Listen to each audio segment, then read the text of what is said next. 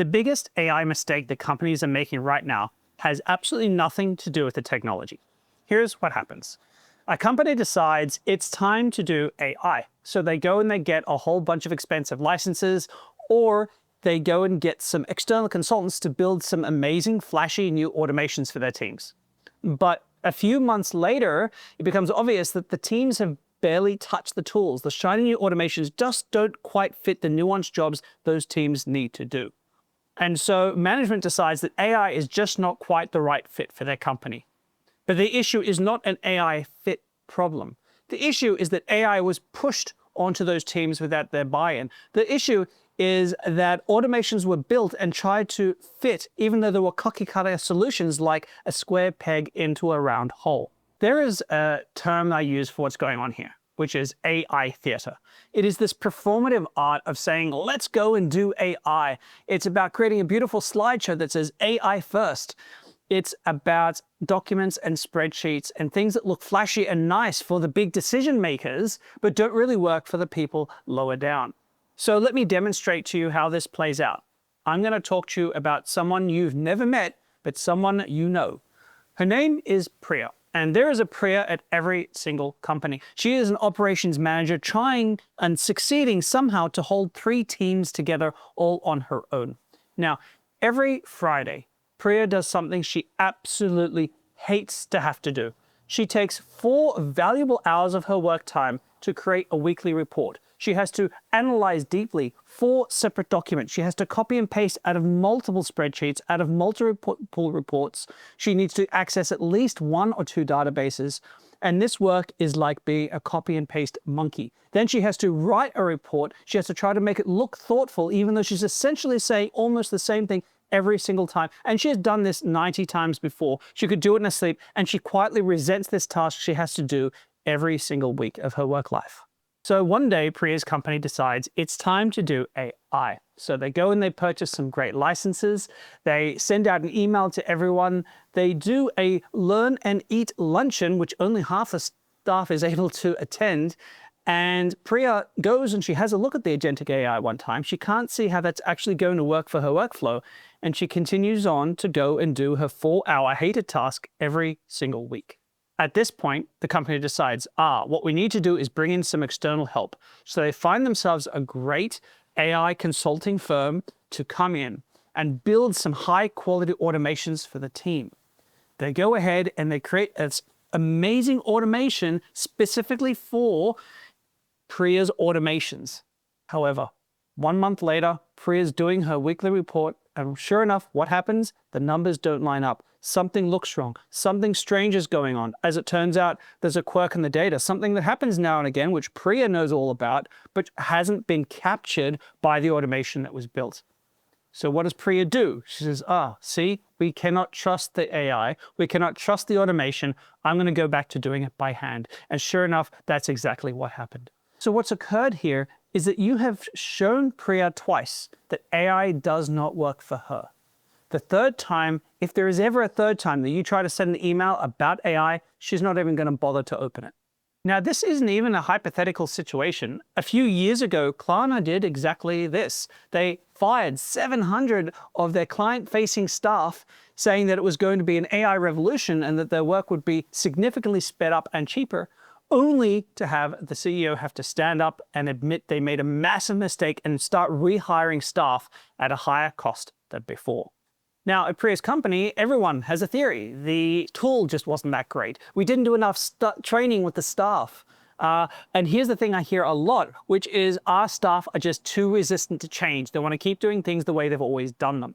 But these assumptions are all incorrect.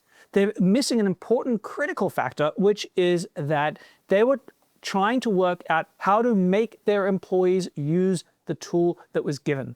And this gets it all wrong because it makes everything about the tool and not about the employees. It doesn't put your employees first. And if you don't have their buy-in, if you don't have their investment, you're never going to get the change that you need, especially in a larger company. So let's run this experiment again. It's the same company, it's the same Priya, but this time there's no licenses thrown at them. There's no external company building workflows for them. Instead, it's simple. One expert sits down with Priya and says, if you could eliminate one task from your daily week that you hate and you'd want to disappear forever, what would it be? Now, without missing a beat, Priya is going to tell you my Friday reports. So we sit down with Priya and we say, okay, how could we automate this out? Let me show you how to build this system for yourself. Piece by piece, Priya begins to build this automation under the supervision of someone who knows what they're doing. Now, this process may require a little bit more time investment, but observe what happens. First of all, Priya is focused on eliminating something she hates, and she's being taught how to build it herself, which means when something doesn't quite work the first time around, she's able to look in, see what was wrong and fix it because she has been shown how. The next Friday rolls around. Priya does her task, her reports in under 20 minutes. She is chuffed. It is the biggest pain in her professional life has now disappeared forever. The next Monday rolls around. You don't have to send any emails because Priya will already be telling other people about how she learned to eliminate the worst part of what she does for work. You don't have to send those emails out to the teams because now Priya is the one who is going to send the emails out for you. So you may be sitting there and thinking, Damien, that's a lovely story, but does it actually work in practice? Well, there's a famous MIT study that was done recently, which showed that 95% of the time that companies tried to integrate AI, it didn't result in any meaningful improvement in workflow or work time or output. But if you look more closely into the report, you'll see that the problem wasn't the technology. Even the report acknowledged that. The problem was the learning gap between what people wanted to do and what they knew how to accomplish with the tool. The problem was a communication gap with the employees. Does that sound familiar? This is Priya's Friday report multiplied across an entire company. And here's the most important part of that entire MIT report, which almost no one acknowledges, is that the money, the profitability, the companies, the 5% that actually showed really fantastic profits and improvement in workflows from AI integration, it wasn't the shiny tasks, it wasn't the impressive workflows, it wasn't the stuff that was really cool to look at, it was the really boring back office stuff. That's where the gold in agentic AI is the boring work that no one wants to do in the first place. It's the stuff that demoralizes your team every time they have to do it multiple times every single week. And you have something that can take that away for them. At this point, it might be tempting to say, okay, great. What we'll do is we'll just let our teams figure it out for themselves and let them run with it. Well, don't, because the MIT study also found that projects, automations, AI adoption with the assistance of a professional AI adoption company, more than 2 times the likely positive output of that work. So the answer is not to force AI adoption from the top down. The answer also isn't just to let the teams go and run amok with it.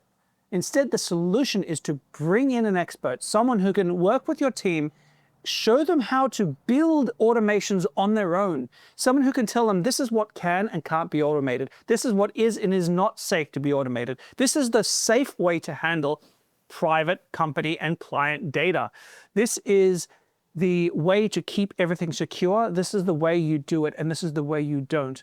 And when there's someone to do that and set guardrails for the teams, that's when you get the real magical change. So here's the solution in one breath. We have to stop forcing AI inside our companies. Not every single role will be able to use AI as effectively because some roles are just more human focused. Some roles include tasks that just can't be automated so well with the current level of agentic AI work. But some really can. It's not about replacing your employees. It's about empowering them to be far more effective than they've ever been before. It's about getting their buy-in. It's about sitting with them and just saying, hey, what do you hate most about your role? What is the most boring stuff that you have to do day in and day out, week in and week out? Here's a tool that can eliminate that for you completely. Would you like that? That is the conversation you need to have. And then we need to say, we're going to show you how to do it for yourself. We're not going to just give you a tool to use. Because if you do that, you're never going to have to push your teams to use AI. They will themselves feel inspired to use it to make their work lives better. That's what we all want. We just have to be shown how. And the great thing is that when you have that buy-in, Team members who are using the tools effectively will be watched by those who are not yet or haven't tried or who are the most resistant to change, and they will see the dramatic improvement in their workflows, and they will not be able to help but pull themselves in. You won't need to push them to the task. So I want to leave you with just one task. Go and ask your teams, the people you work with, your co-workers. If you're in management, the people who you look after, ask them, what is most boring about the job that you do? What are the tasks you would eliminate if you could that would make your life so much better if someone else did them for you? Start to ask those questions and you'll see the opportunities for selling, for pitching, for bringing AI into their lives in a way that's going to make them thank you for it. And the other thing I'd love you to do is write for me in the comments below, what do you hate about your job? What are the things that you would eliminate if you could? I love reading everyone's experiences, and I love replying to them and giving some ideas, some inspiration of how you can help yourself. What kinds of things can be automated for you? I'd love to help you out there down in the comments. Now, if you've enjoyed this video, please subscribe to my channel. It's brand new. I'm not new to YouTube. However, this channel is brand new for Idle Workforce, my company. If you'd like to see more, please don't forget to subscribe. So as always, I hope you found this useful. My name is Damien Deeker, and I am the founder of Idle Workforce, and I look forward to seeing you in my future videos.